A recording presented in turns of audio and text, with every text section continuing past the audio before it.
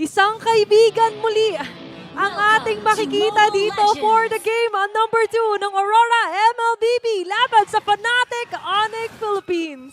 Sumakto din no, para dito sa ating laban. So, anong sinaunang MLBB? Oo. El Clasico ang isang Diggy at saka Bruno. Medyo mahihirapan na dito sa pag-clear probably si Kelra ng kanyang minion wave, lalong-lalo na pag nailabas na yung mga pabomba ng isang kaibigan. Ayan na naman tayo sa mga paitlog daw, di ba? Na ilalagay ng ating Eggman na si Rene J. Kanina, pinafret pa to nung panel natin. Sabi, kailangan ng kasama ni Domen. Kailangan niya ng isang kaibigan na laging babantay sa kanya sa matchup na to. At what a better way to bring back Adigi in this time of time, di ba? Ito na yung, if we could go back, yung meta ngayon. Binalik na talaga dito. Oo. Tsaka baka na ano na to, medyo mali-disrupt yung gusto sana nga gawin na play kasi may vision ka, ayan, kagaya Dami, niyan. no? Di ba parang medyo napabagal yung supposedly na rotation ni King Kong. Tapos yung Aurora nakagawa na play doon sa may bottom lane. Si Kirk ang magiging target nila, medyo mawawala na buhay. Hindi na sumabat yung flicker din ni Brusco para masagip yung kanyang tropa dun sa ibaba. First blood para side ng Aurora. Tapos sa follow-up dito sila King Kong and Brusco onto Edward. Lahat ng damage pinagsasasalo niya na nga lang din. Pero magkatagumpay pa rin ang kalmot ni King Kong. Oo, nagkapalitan lang. So hindi daw pwede na walang bawi doon sa pwestong yun. Ito na yung Grabe. sinasabi natin. May tali ka na, tapos May babatuhin bomba ka ba? Di ba? Pag binato ka ng bomba, itatali ka pa. Oh, mahirap anuhin yun, mahirap kontrahin. Ay, hirap talaga, Chantel. At lalo na nga ngayon, na yung in-expect sana nila nung wala pang digi, ay Bruno yung tumapat kay Kelra. Bruno sa carry. Kaso nga lang, ito yung hindi mo gugustuhin na itapat na nga lang din kaya mapipilitan si Brusco na maaga din na bumak up doon kay Kelra. Pero tutok tayo dito sa may bagong pagong. Oo, magandang pag-secure para decide ng Fnatic Onyx dun sa may turtle. So pwede silang umikot sa may top lane. Parang mala circus pala yung top natin, yung Ay, nag-juggle. oo. Kasi puro pabilog.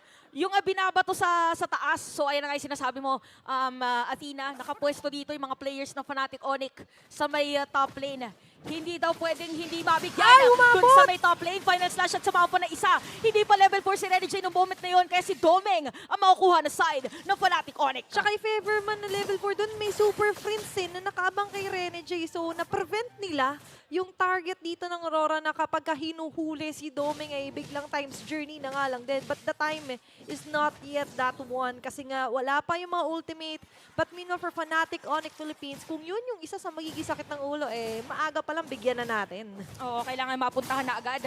So ngayon, parang same story sa ating game number 1 para nakafocus din dun sa mga side lanes yung ating dalawang teams at nakakapag-jungle na rin. By the way, si Kelra, probably para maihabol yung mga na-zone kanina ng side ng ni Domeng tsaka ni Rene J. So now at level 5, almost close to level 6 para dito kay Kelra.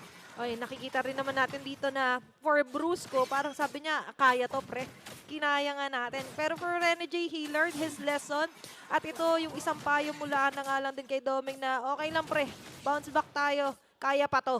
Oo, kailangan makabawi sila doon sa nangyari kanina. So, pwede magkaroon ng ibang play dito ang side ng Aurora, but for Fnatic Onyx, sila yung nagme-maintain ng lead. Mabilis din kasi makakuha ng jungle doon sa side ng Aurora. So, nakita natin nakakuha ng Sumasaglit. neutral doon Oo. si King Kong. Yes. Diba, sumasaglit lang talaga dito si King Kong, which is the king of the jungle. At ngayon, uulit sila sa top lane, Chantel. Oo, parang ibibigay na lang din ang side ng Aurora. Sabi nila dito, parang delikado din. Kapag kaipilit pa natin ang punishment, at ito nga lang din, ang punishment sa kanila. Oo, parang hindi daw pwede na ibigay dito sa may mid lane. So napaka-importante din talaga ng mid lane na turret dahil na rin sa purple buff ng assassin for the side of Aurora. So medyo nag-aabang pa dito ang Aurora pagdating doon sa mga items. But definitely for Fnatic Onyx, ginagawa nila kung ano yung pinakakailangan doon sa kanilang composition na ibinitaw para sa laban na to. Lalo na't kailangan pa mag-farm up dito ni Domeng.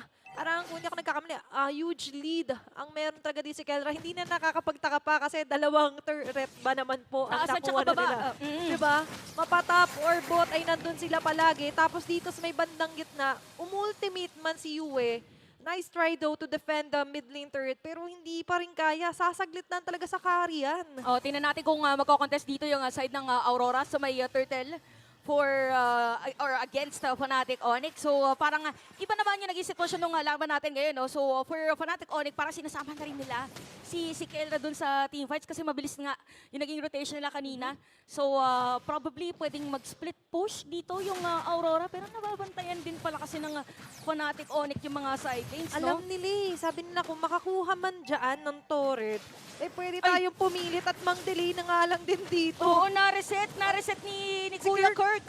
Grabe naman to si Kirkitek. Di ba? Yung angulo na yun Oo, sabi niya parang pwede yata to na naisukat kanina. Forman, yung... Oh! Uy! Okay, walang tatabaan si Brusco na moment na yon. So, implication na yun na nagamit na yung ultimate dito ng Tigreal. But for Aurora, makakasira sila ng Torres sa may top lane. Pero may bawi, may sagot agad. Ang bilis! Yung Fnatic Onyx dito sa game natin, Ang Glorious bilis. Pathway. Andito na nga lang din ang attempt if ever man na may abutan. Kaso wala silang abutan Ang bilis na nga lang din mag-disperse ng members ng Fnatic Onyx Philippines dito, Chantel. Pero as we could see, alam na nila mabasag man yung Torres sa taas, pero kita mo naman, outer and inner turret dun sa may bandang baba, na-destroy na agad dito ng Fnatic Onyx. Feeling ko inaantay lang dito yung mga items din para sa side ng Aurora. Now for Fnatic Onyx, alam nila na kailangan pa ng mga necklace of Durance, Ayan. probably yung Dominance Ice din. Definitely, ayan yung mga kailangan. It's a must. It's a must. Mga Pero kasi- things to do. Pero yung glowing one kasi parang 2-in-1 na kumbaga. At Oo nga masaya pala, na siya. glowing wand na nga pala siya na-emerge na. Yes, pero pwede necklace of love. Pag may mga, yan yung mga pwede nila isuot. Kapag Ayan. pampaswerte, kumbaga lucky charm pag naglalaro. So yun pala yung kailangan ngayon. Oo, the necklace of love. Pero ngayon, Parte yan ng mga things to do. yes. Pero ito yung things to do naman ng Fnatic Onyx na kung saan makikita nga natin is to rush through. Sirain lahat ng pwedeng sirain ng mga tore. Lalong lilitaw mapa ngayon ng Aurora. Pero nakita natin yung attempt nila dito to try and delay things up. May Edward na nakaabang kung sakali, Chantel. Pero basa na rin to ng Fnatic Onyx Philippines. Oo nga Pero ito nga dito, kung ikaw ang Fnatic Onyx, wala pa rin talagang masyadong casualty against Aurora dito. So ibig sabihin medyo continuous pa rin yung kanilang lane na nangyayari. Pwede i-pump siguro para din sa Aurora yung kanilang tanggel, yung mga minion kay Domeng para ma-boost na agad Ayan, yung damage niya. babalik tayo sa funnel method muna. Funnel muna dun sa kay Domeng. Ibigay lahat kay Domeng para makapag-dominate na naman tayo. Kaso nga lang, ito yung medyo natin bantayan. 2-1 yung kill score. Magta 10 minutes yung game, Chantel.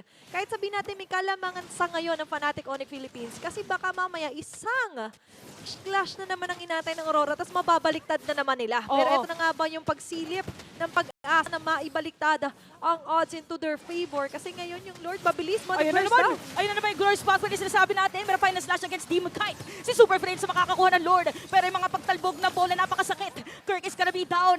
So dalawang napatay para sa side ng Fnatic Onyx at hinahabol na si Super Friends. Kinamit pa nga yung flicker doon. Ratatata. Para dito kay Domeng. Grabe naman yung pagpasok doon ng Aurora. Sabi sa'yo, isang clash na naman ang inaantay nila kasi nga slow and steady wins the race. Pero ngayon yung race to madness. Syempre, check na check pa rin naman. Lead is still on to favor Fnatic Onyx Philippines pagdating sa gold. Kasi lalo't nakuha rin pa rin naman nila, rather, yung Lord din. So na-secure dito ng Fnatic Onyx yung Lord. Pero makikita natin na kailangan nilang i-maximize din probably kuha pa ng another turret para di sa ating laban. So, looking at the items ni Kelra, meron ka ng yung Trinity. Na tinatawag natin, kailangan lang nila isang magandang set of play para kay Brusco dito sa game natin. And meanwhile, for Doming, nakakahabol na siya kahit papano. Kung kanina parang almost 1K or more than 1K actually, yung lead na meron si Kelra sa kanya. Ngayon parang bumababa na around hundreds at nakakasabay na rin siya. Pero ito na nga lang din ang pagsabay. Ang ganda ng final slash doon. Oo, hinawi pa labas ng highway. Si Domeng napatay dito ni Kelra. At nilalabas na nga yung mga babati dito ni Super Friends. Double kill na para kay Kelra dito sa ating laban at sisirain pa yung Tori doon sa may bandang gitna. Habang si King Kong sinozone out din. Si Demon kahit doon sa taas kanina, pwede din diretsuhin dito sa may Tori sa bandang ibaba na side ng Aurora. At wala yata na pwedeng pumasok para dumepensa para dito sa Fnatic Onyx. Nag-flicker, ginamit yung explosion para na talaga makapag-secure ng turret dito outside ng Fnatic Onyx. 1-1 para sa ating unang serye. Fnatic Onyx being